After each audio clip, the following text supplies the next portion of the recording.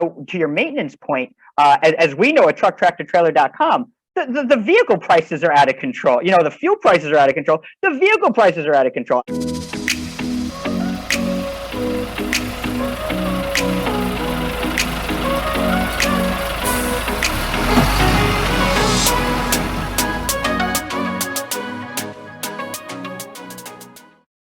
Welcome to Stream, a trucktractortrailer.com production. My name is Zach Miller, and I'm your host. And I teased it on the last podcast, but boy, am I really excited for this one. Honored to be joined by my friend and colleague and fellow Trucking Association of New York board member, Robert Peckham with Vnomics.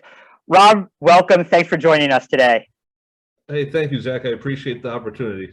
Oh my gosh, absolutely. I mean, it's one of those things where, you know, due to unfortunate circumstances, the timing really is perfect. And of course, you know, whether you operate commercial vehicles or not, I mean, I think that one of the thoughts on everyone's mind right now is these sky-high fuel prices. And certainly, given the geopolitical climate, there's no end in sight to those prices. But you know, that's where you and Vnomics come into play for the commercial side of it in offering these really great fuel savings programs. I couldn't agree with you more. And you know, we don't like to see the higher prices, but for business, it's okay. For our business, right? Capitalism 101 here on Stream, I think. It is. but I think that's really it. So how exactly does Vnomics help the fleets and help the truck drivers save on their fuel costs here? Well, I'm glad you asked that. We have a very unique system. It's patented. We got all sorts of great stuff behind this, but the gist of it is we're working in three main veins. First, the most important part of this is we work in cab on your existing ELD or telematics solution as a software as a service with the driver. And what does that mean? Well, we pay attention to fuel inefficient opportunities that are happening. So when the driver is doing something that's not efficient with that truck, we will let them know. We have a series of coaching tones that indicate different things. The three main things that we focus on, actually four now, we got a new feature, but the four main things that we focus on are what we call engine control. That's how they're applying the throttle, and if it's a little bit older truck, how they're shifting it. So if they're too aggressive on that throttle, we're letting them know that. And I'll explain how we do that a little later on, but we'll just get through this first part. Second, we pay attention to top speed. We're not paying attention to the safety factor of this as much on the speeding component, more as the wind resistance increases, the fuel efficiency decreases, and that's the part we're paying attention to. So top speed, idling, and now cruise control. So optimal use of your adaptive and or predictive cruise control systems. And there's some parameters there that the fleet will pitch in with, give us some information on. So that's the first thing that we focus on. The second thing that we do really is we provide a series of reports to the management team. So first was in cab, second was management team, and that's really an approach. The first prong is we focus on the managers that are interacting with the drivers, like safety managers, terminal managers, depending on the size of the fleet, someone in that sort of role. And the goal is to give them simplified weekly automated reports that will allow them to see the most efficient and inefficient drivers in their fleet. And then we give them a series of tools to back up what we're saying. So we have a lot of feedback on our website. And these reports have like quick links. You click on them and it takes you right to it. And you can see what that driver is doing correctly or incorrectly. And we don't look at this as like a punitive thing. It's more of a teaching moment. Right. So, oh, go ahead. No, I agree. And I think that, you know, in terms of companies like yours and software as a service, I think that's sort of where the initial friction lies, where you come in and the truck drivers think, oh my gosh, they're monitoring me. This is going to hurt me. It's like, no. These are educational tools to help you. Absolutely correct. And then the secondary component about what you just said, you know, the monitoring component, since the advent of these dash cameras and the different brands, that's sort of out the window. We don't really get that conversation too much anymore. Some people will, obviously, but in general, it's gone. But by giving them these tools, you sit there and the drivers look at these when the manager says, hey, look what this is what we were seeing. This is how you would adjust that. Give them, and we have coaching programs in place to show them how to do that. But the end result is it's very understandable and it makes a big difference.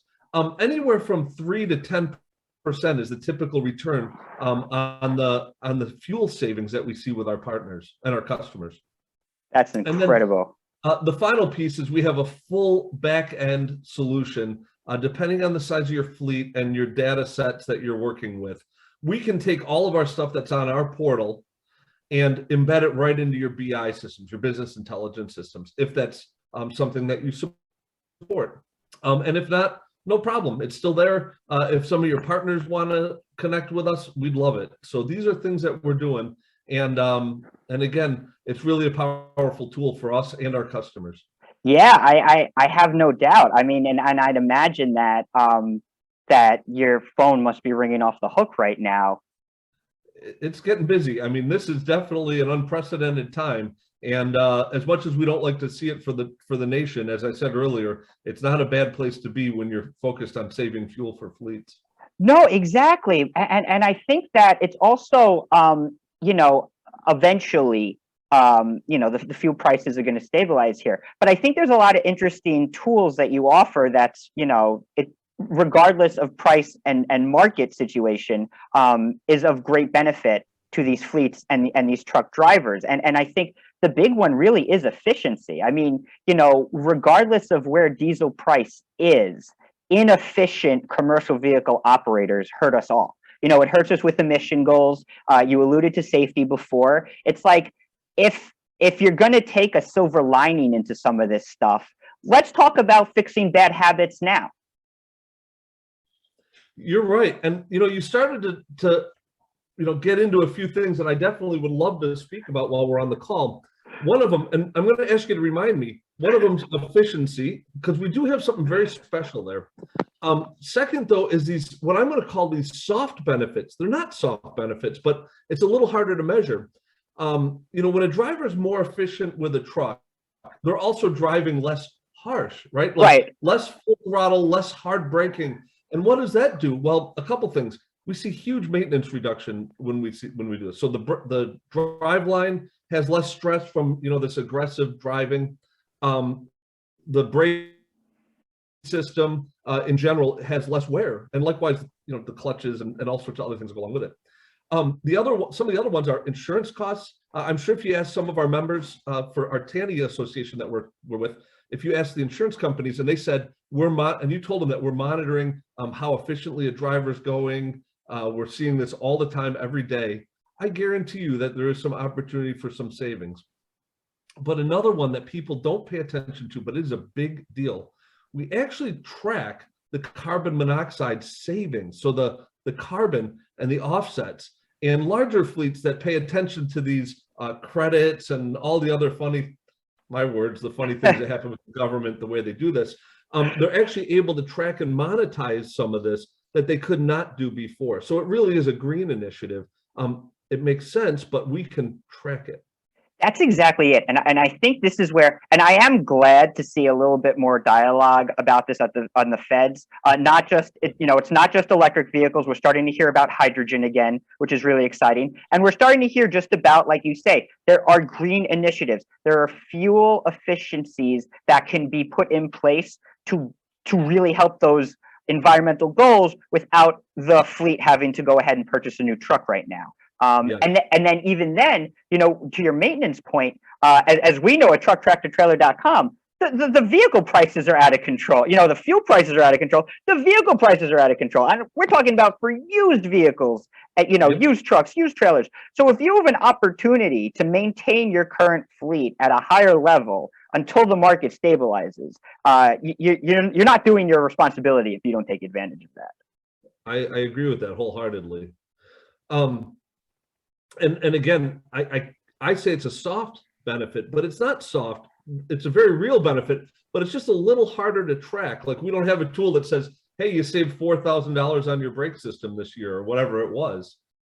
So I think that's really the most fascinating part right now where we stand on the software as a service platforms, in that I like how you call them soft benefits. It really, we do live in such a number society, such a, metrics heavy society, but there are so many benefits that maybe you can't put a specific number on them, but you see it and you feel it and you know that they exist. And that's where sometimes it does get hard to sell the SaaS to people who are just looking at numbers, but it's like you have to, look at a big picture, look at a holistic view. And that's certainly what I think Vnomics offers in terms of your suites and your platforms.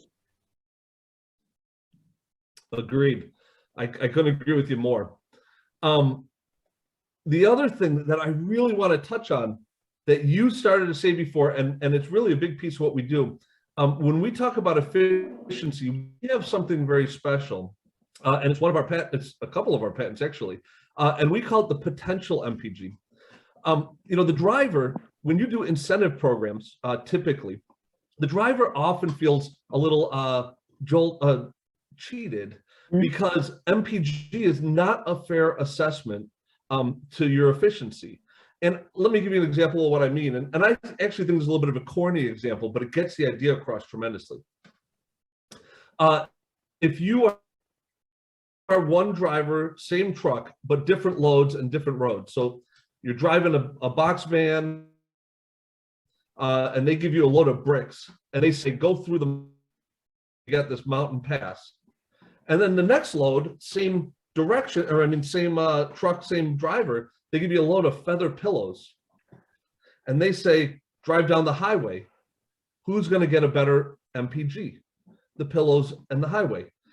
So the drivers know that MPG is not really fair. It takes only one little bit of what the driver does every day and puts that to the forefront, and it's out of their control. The load, the truck, the terrain, the weather, the traffic, you name it, it's out of their control. So our system actually isolates all of that and gives us what we call the potential. We know the best that truck could do if it was driven perfectly efficient with the parameters it was given. As I said, the load, the terrain, everything else. And the difference between the potential and the actual MPG is what we call the efficiency. So if that shrunk, the driver's very efficient. Like they can actually drive less MPG, but be more efficient with what they had. And that takes a little time for the fleet to get used to, and it's definitely a paradigm shift. But when all of them squeeze that potential and MPG close, cost per mile goes way down. And that is what no one else does that we do. Oh my gosh, that is incredible. I didn't even expect to be talking statistics here, but I love it. Sorry. No, it's great. Listen, without baseball, I need to get my fix in. So this covers it. Fleet wants to get in touch with you. How would they go about doing that? Well, they can reach out to me through, I guess, let me take that back. I don't have it displayed on the screen. They can reach out to me through Vnomics. They can ask for sales and ask for Bob Peckham, and they'll reach me directly. An important component, because we are now software as a service. We've been in business for over 11 years and very successful at what we're doing. But now we've switched to software as a service instead of hardware. So that means you can also contact us through your partners. So your partners that we actively are connected with today is Platform Science, Geotab, and Trimble. Awesome. No particular order. I just thought of them. Talk to your reps at those locations too. They can reach out to us, and we can get this process started with no additional hardware. It is just a software play. That's incredible. And let me just say too, on that note, trucktractortrailer.com is partnered with Trimble. So if you are a Trimble fleet and you're looking to liquidate your assets, or if you need to buy in this market, just tell your Trimble rep, and you can get us connected. Trucktractortrailer.com and Vnomics. Trucking's always been a small industry, and I think we're getting it even smaller as we get more digitized. But that's fantastic. Bob, thank you so much for joining us today. Really appreciate it. Really appreciate what you do. And guys, you see what the prices are. You got to take advantage of this stuff. Come on. Yep. We look forward to meeting everybody out there. Thank you, Zach. Absolutely. Always a pleasure. Oh, of course. And I'll see you in a couple of weeks. if you like what you see, please be sure to subscribe, and we'll see you next time on stream.